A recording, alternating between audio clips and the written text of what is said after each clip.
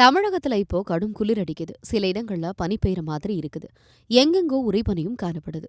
இந்த நிலையில வளிமண்டலத்துல ஏற்பட்ட ஒரு கீழடுக்கு சுழற்சி காரணமா இன்று தென் தமிழக கடலோர மாவட்டங்களிலும் டெல்டா மாவட்டங்களிலும் ஓரிரு இடங்கள்ல மழை பெய்ய வாய்ப்பு இருக்குன்னு சென்னை வானிலை ஆய்வு மையம் சொல்லியிருக்கு. அதாவது தெற்கு கேரளா பக்கமும் அதனை ஒட்டிய பகுதிகளிலும் ஒரு வளிமண்டல சுழற்சி இருக்கு.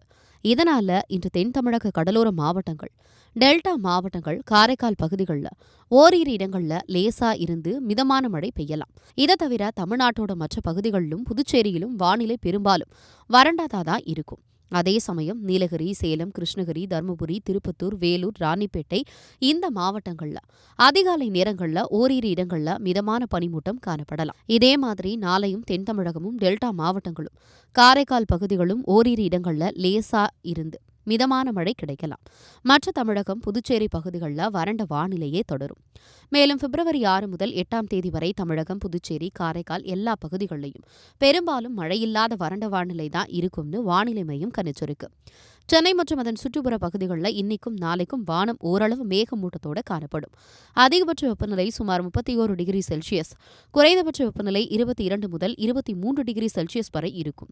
மேலும் இன்னைக்கு மற்றும் நாளை தென் தமிழக கடலோர பகுதிகள், மன்னார் வளைகுடா, குமரிக்கடல் பகுதிகளில் மணிக்கு 45 முதல் 55 கிலோமீட்டர் வேகத்தில் சூறாவளி காற்று வீசலாம். சில நேரங்களில் அது 65 கிலோமீட்டர் வேகம் வரைக்கும் போக வாய்ப்பு இருக்குன்னு எச்சரிக்கை விடுத்திருக்காங்க. அதனால இந்த நாட்கள்ல மீனவர்கள் கடலுக்கு செல்ல வேண்டாம்னு அறிவுறுத்தப்பட்டிருக்கு.